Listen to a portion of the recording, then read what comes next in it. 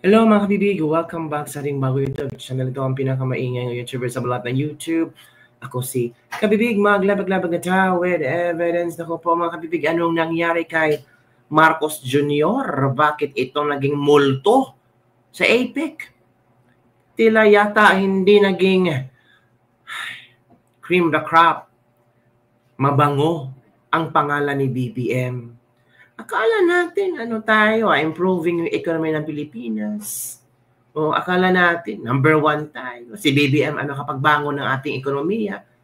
Para yatang nagmamakaawa si BBM sa APEC na, uy, maawa naman kayo. Mag-invest naman kayo sa Pilipinas.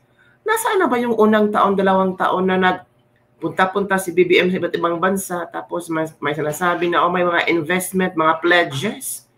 Nasaan na ba yung mga pledges na yun, BBM? Puro salita lang ba ito, kabibig? Kaya nga nagmamakaawa si Marcos Jr. sa mga investors sa APEC ba nga. Maawa kayo eh. Mag-invest kayo sa Pilipinas. Umaawa naman tayo kay BBM. Diba? President Trump, deadma kay BBM. Walang schedule na bilateral meeting kay BBM. As in, wala talaga kabibig. Diba? Nakakaawa si BBM nung talagang he's pushing himself to get along with this powerful people, meeting with these powerful people, talking to these powerful people. Pero para yatang iba ang kanilang aura kay BBM. Dahil nga ba sa corruption sa Pilipinas? Dahil nga ba sa mga issue tungkol sa corruption, flood control projects, lalo na yung bangag-bangag issue. Nag-trending yun sa buong mundo eh. 'Di ba? Pinag-usapan 'yon. Natural ang mga leader. Yung ibang leader hindi maniniwala sa Smith, pero meron yung mga intelligence na pwedeng ispiya mo nga yan kung totoo ba yung bangag yung presidente ng Pilipinas. What if nalaman na totoo natural, they have to stay away from the bangag people. Eto kabibighan. Ito pala yung pinag-uusapan ngayon. Oo, nagmamakaawa na pala si BBM kabibig. Grabe. Ito Marcos Jr. walang meeting kay Trump or kay Xi sa APEC. Nilinaw ng DFA na walang nakatakdang bilateral meeting si Pangulong Marcos Jr. kay US President Donald Trump or Chinese President Xi Jinping sa APEC Summit sa Busan, South Korea ngayong linggo. So wala talaga. Inignore. Diba? Ayon kay DFA spokesperson Angelica Escaluna, there is no scheduled meeting with the US leader. Nang tanungin kung makipagkita naman si Marcos kay Xi, ang sagot, also no scheduled meeting. So anong ginagawa ni Bongbong Marcos doon? Papugi. Diba? Sa halip, tumutok umano ang Pangulo sa pagsusulong ng interes pang-ekonomiya ng bansa. Pagkipag-ugnayan sa mga negosyanteng kasapi ng APEC at pagpapalakas ng kooperasyon sa iba't ibang ekonomiya sa rehiyon. May dalawang posibleng bilateral meetings paumano na pinag-uusapan ngunit wala pang konfirmasyon kung anong mga bansa ito. Yan. Ito ang komento ng ating mga netizen. Si Trump as Xi, aware na sila uselessness meeting with him. On the other hand, the two leaders of the powerful countries in the world do not want to meet with BBM. Just like that. Remember, kahapon, si Xi at saka si Trump nag-meeting na. At binabaan ni Trump ang taripa ng China papuntang Amerika.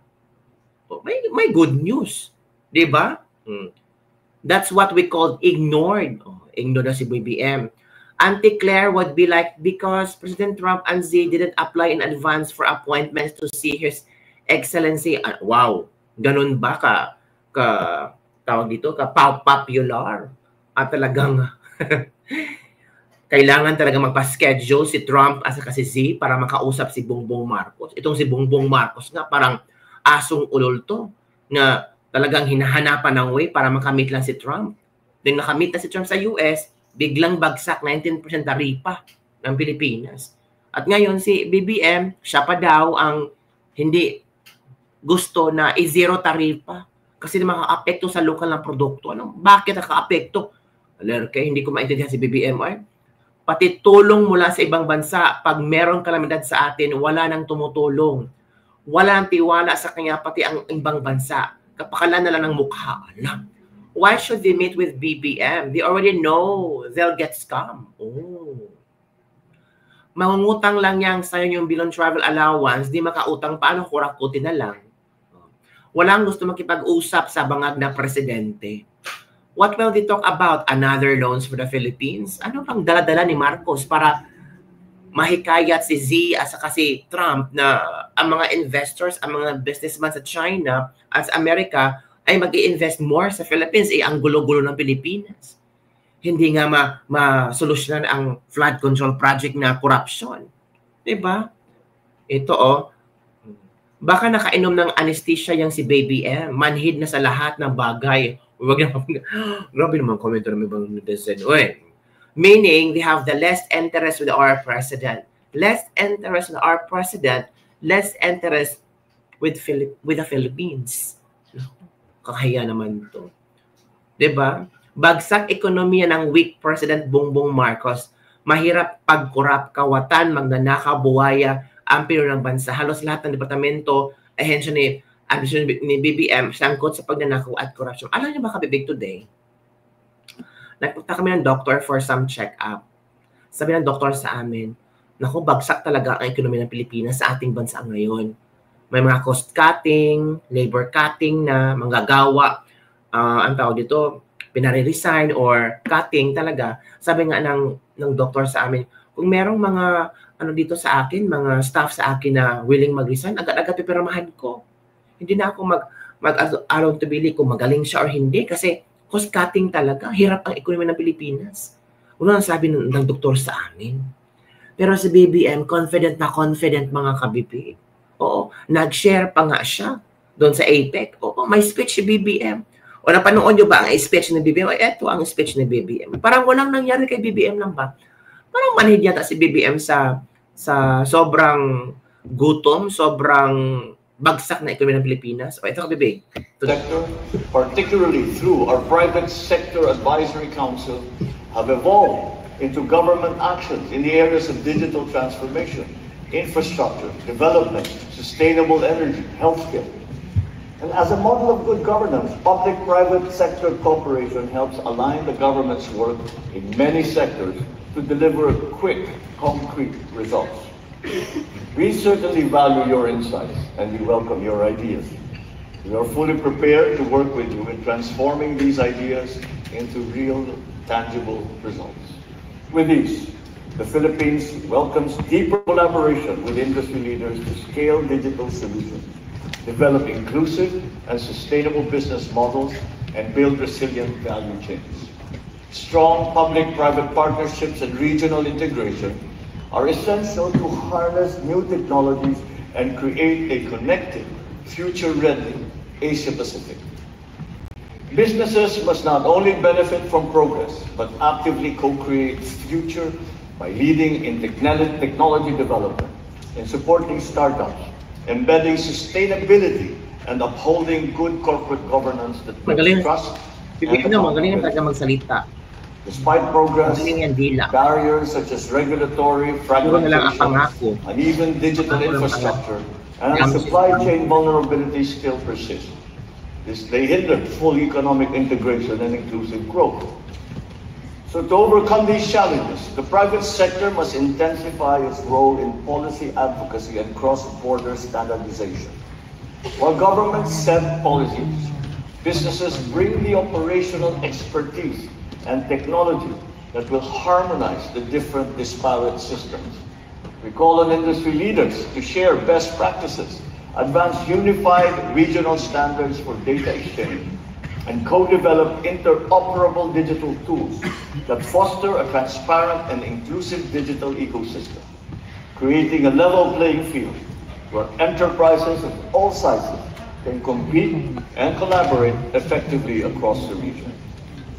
I'm very pleased to have been able to attend the CEO Summit once again this year. I believe APEC is uniquely positioned to significantly strengthen engagement and collaboration with regional partners and different forums, such as ASEAN, around shared objectives. As our economies are deeply interconnected, our progress depends on how well we collaborate. how effectively we harmonize policies, and how seamlessly we integrate our markets. Governments and the private sector must unite to create a sustainable, inclusive, and digitally empowered future. Let us move forward together, bridging businesses and going beyond to ensure growth benefits to every person. We do not leave anyone behind. As the Philippines takes on the ASEAN chairship for 2026, we stand ready to build a more connected, competitive, and sustainable regional economy driven by deeper cooperation and shared growth. We look forward to your support as we lead ASEAN next year, with a key priority being the signing and rollout of the ASEAN Digital Economy Framework Agreement, a game-changing step towards a seamless $2 trillion regional digital market by 2030. So today, let me make our message clear. The Philippines is open, ready, and eager to do business with you. The Philippines offers more than just a strategic location at the heart of the region. We bring a dynamic workforce, a thriving, innovative ecosystem, and an unwavering commitment to sustainable and inclusive prosperity. So let me conclude by warmly inviting you to visit the Philippines next year as we proudly chair ASEAN. Our chairship will advance a stronger APEC-ASEAN alignment and promote coherent policies, resilient institutions, and broader opportunities for all. We welcome our partners from across the region, and we invite the business community to join us in shaping a connected, resilient, opportunity-driven Asia-Pacific. Maraming salamat. Yorobum Kamsadul Imida. So yun kabibig, ang naging statement ni BBM, yun na.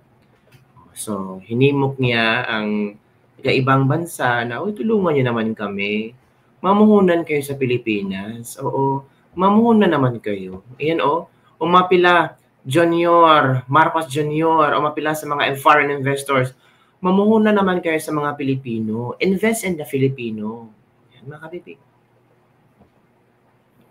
Nais kong gamit ang pagkataong ito upang muling magpagtibay ng katotohanan ng Pilipinas ay hindi lang handa, kundi maasahan at forward-looking partner sa Asia-Pasipiko. Work for it, not beg for it. Ito pa umapila, sounds like nagmamakaawa. I thought he was able to invite investors during a series of his travel abroad, per his PCO spokesperson Castro had said during her audience with the media. Ngayon is nagmamakaawa si BBM. Akala namin hihikayatin niya, hindi magmamakaawa. As long as you're around, they would not respond. Solve corruption first, and all these things will come naturally. Eradicate the worsening corruption first, then that's the time you may attract investors. Ipakulong mo na lahat ng kawatan, siguro doon dadag sa ang investor. Di mo ba napansin dati pag may kalamidad, daming tumutulong, ngayon wala na. Paano niisip nila na nakawin na nakakahiya sa bansa natin? Isipin ng ibang bansa, magnanakaw, Pilipino masikip, di ba? Nagmamakaawa, napapalimos para may mga nakaw. Mamumuhunan kaya kayo para may mga nakaw kami, BBM. Nawala ang tiwala ng mga dayuhan ng mga negosyante dito sa Pinas dahil sa talamak na korupsyon. Kung meron man ba sa Davao sila magnegosyo. Yan kabibig ha. Yan ang ilang mga komento ng ating mga netizen na talagang feel nila na parang, uy, ano nangyari BBM? Para yata iba na mga actuations, mga statements mo ngayon. Noon parang proud ka. Nagpunta ako sa ibang bansa. Meron tayong mga ano na yun, tawag doon, pledges sa ibang bilyones ng mga pledges galing sa ibang bansa. Pumunta ako doon, pag-uwi ko, dala ko ang mga pledges. Nasaan na ba ang mga pledges ngayon? Para yatang nagmamakaawa ka. Umapila ka, nagmamakaawa ka, uy, maawa naman kayo. Mamuhunan kayo sa Pilipino. Diba? Walang mamumuhunang gustong malugi at yan ang totoo. So kung desperado si BBM mag-invite ng mga mamumuhunang banyaga, ay dapat i-clear niya muna ang lahat, lalo na ang security ng Pilipinas. So yun kabibig ang ating Legislative Playback for today. Ano ang iyong reaction hinggil dito? Na parang naging multo sa APEC si BBM. I don't know kung meron bang bilateral meeting. I think South Korea has had bilateral meeting with BBM, pero normal, sila ang host country. Sayang naman kung nakakaya naman kung hindi na i-entertain ang Pilipinas. So they're trying their best to entertain every country. Yun lang, kabibig. Don't forget to like, subscribe, and share this video. Bye everyone. See you next time.